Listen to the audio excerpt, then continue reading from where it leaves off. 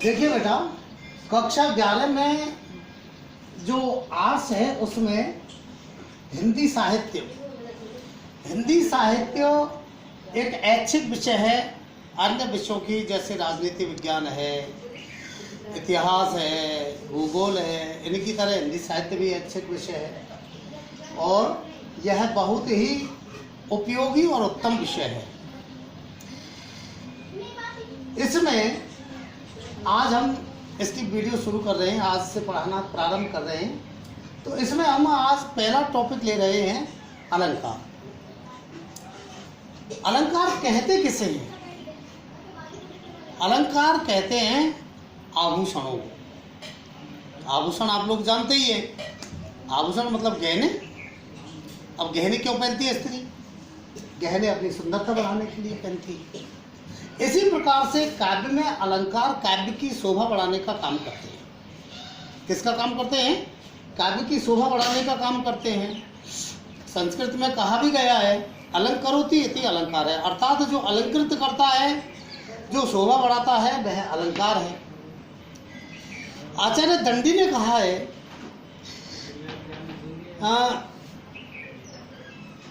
काव्य शोभा करान धर्मान अलंकारान प्रचक्षते, अर्थात काव्य की शोभा बढ़ाने वाले धर्म को अलंकार कहते हैं। काव्य की शोभा बढ़ाने वाले धर्म को अलंकार कहते हैं। तो काव्य की शोभा या सुंदरता बढ़ाने का काम आचार्य भामह ने कहा है, न कांतम अपि विभाति निर्भूषम विभाति वनिता मुखम, अर्थात जो है आभूषणों के बिना स्त्री का मुख भी सुंदर नहीं लगता है। इसी प्रकार से काव्य में अलंकार काव्य की शोभा बढ़ाने का काम करते हैं। तो इसी प्रकार अब जो है आचार्य केशव दास ने, उनकी मैं आपको बात बताऊंगा, लेकिन सबसे पहले अलंकार का अर्थ। किसका? अलंकार का अर्थ क्या हुआ? अलंकार का अर्थ हुआ आभूषण, आभूषण या सुंदरता बढ़ाने वाला या शोभा बढ़ाने वाला, शोभा बढ़ाने वाला, बढ़ाने वाला। ठीक है। तो आभूषण का काम है, वो जो है अलंकार का काम है सुंदरता बढ़ाना।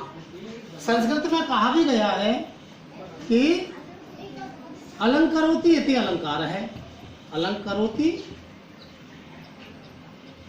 अलंकरोति इति अलंकार है, इति अलंकार है, अर्थात जो अलंकृत करता है वो अलंकार है। अब इसकी परिभाषा की दृष्टि से देखें तो जो है आचार्य दंडी ने, संस्कृत के जो विद्वान थे आचार्य दंडी, ये संस्कृत के विद्वान थे आचार्य दंडी। तो आचार्य दंडी ने कहा है कि काव्य शोभा करान, काव्य शोभा करान धर्मान अलंकारान प्रचक्षते, अलंकारान प्रचक्षते, अर्थात अर्थ क्या हुआ? अर्थात काव्य की शोभा बढ़ाने वाले, काव्य की शोभा बढ़ाने वाले धर्म को अलंकार कहते हैं। अलंकार कहते हैं। ठीक है। काव्य की शोभा बढ़ाने वाले धर्म को अलंकार कहते हैं। इसी प्रकार से संस्कृत के आचार्य भामह ने कहा है, आचार्य भामह ने कहा है, क्या कहा है? अलंकार की परिभाषा देते हुए कहा है कि न कांतम अपि, न कांतमपि निर्भूषम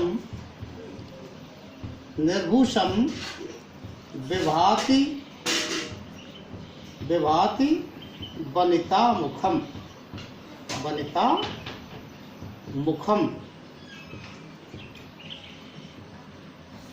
वनिता कहते हैं स्त्री को, ठीक है ना। विभाति यानी शोभा देना, ठीक है। कांतम यानी सुंदर लगना। तो अर्थात इसका अर्थ क्या हुआ? अर्थात इसका अर्थ हुआ कि आभूषणों के बिना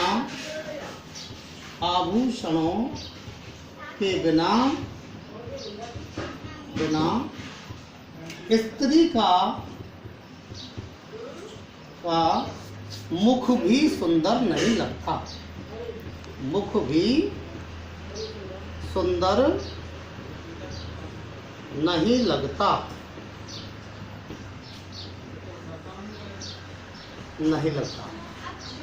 ठीक है ना। स्त्री का मुख भी सुंदर नहीं लगता। ये आचार्य भावे ने परिभाषा दी है। अब इन सभी में बात यही आ रही है। अब रीति काल के आचार्य केशवदास की बात करते हैं। हिंदी के कवि थे आचार्य केशवदास। तो आचार्य केशवदास की अगर हम बात करें तो आचार्य केशवदास ने क्या कहा है? यद्यपि सुजाति सुलक्षणी, यद्यपि सुजाति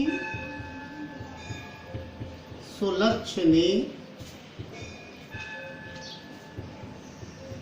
सुबरन सरस सुव्रत, सुबरन सरस सुव्रत भूषण बिनने राजई, भूषण बिनने राजई कविता वनिता मित्र, कविता वनिता मित्र।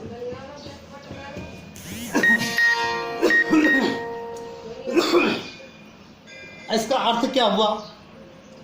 यद्यपि मतलब यद्यपि कोई स्त्री सुजाति मतलब अच्छी जाति में पैदा हुई हो, सुलक्षणी अच्छे लक्षणों वाली हो, शुभ रंग वर्ण रंग तो अच्छे रंग रूप की हो, सरस यानी मधुर व्यवहार वाली हो, और सुव्रत मतलब अच्छे चाल चलन की हो।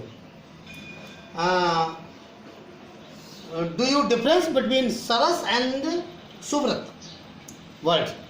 सरस मीन्स होता है बिहेवियर, सरस मीन्स बिहेवियर एंड वृत्त means character. It is many difference between behaviour and character. तो आप ये जानते हैं कि चरित्र में और व्यवहार में फर्क होता है। जिसका अच्छा व्यवहार हो सकता है उसका गलत चरित्र भी हो सकता है, लेकिन जिसका और ऐसा भी हो सकता है जिसका गलत चरित्र होता है उसका जो है, जिसका अच्छा चरित्र होता है उसका गलत व्यवहार भी हो सकता है। तो इनमें फर्क है। भूषण बिन्ने राजे कविता बनता मित्र। इसी प्रकार से कि आभूषणों के बिना हे मित्र कविता रूपी कामनी भी सुंदर नहीं लगती है। तो इसका अर्थ लिखते हैं, अर्थात चाहे कोई स्त्री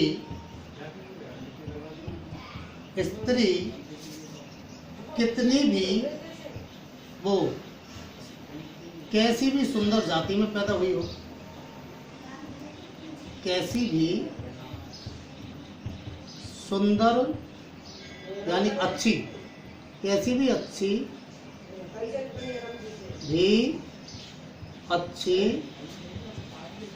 जाति में पैदा हुई हो, मैं जाति में पैदा हुई हो,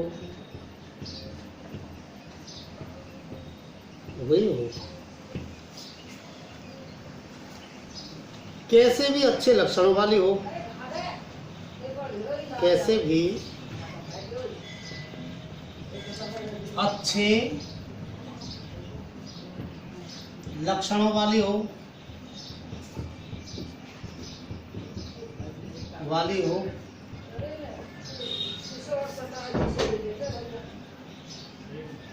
कैसे भी अच्छे रंग रूप की हो, अच्छे रंग रूप की हो,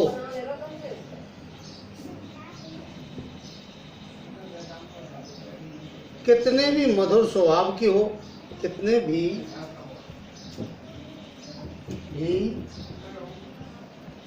मधुर स्वभाव की हो,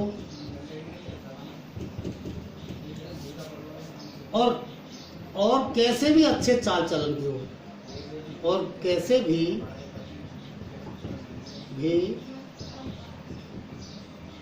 अच्छे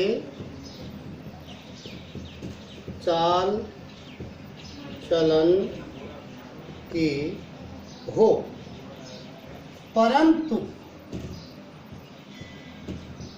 वह आभूषणों के बिना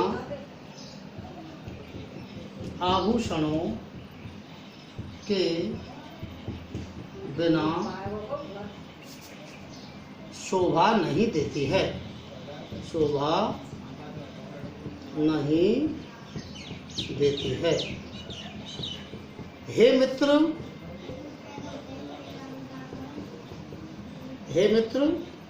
कविता रूपी कामनी का भी यही हाल है। कविता रूपी कामिनी का भी यही हाल है।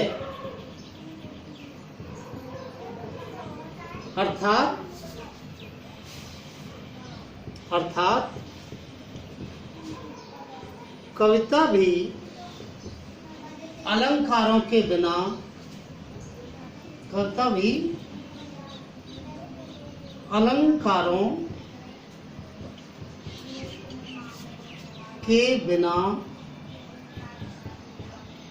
शोभा नहीं देती है, शोभा नहीं देती है। कविता भी सुंदर नहीं लगती है अलंकारों के बिना। अब इसमें आप देखिए, कविता जो है सुजाति जाति छंद को कहते हैं, कैसे भी छंद में लिखी गई हो, वृत्त भी छंद को कहते हैं। कविता में लक्षण होते हैं, काव्य के लक्षण, ठीक है ना।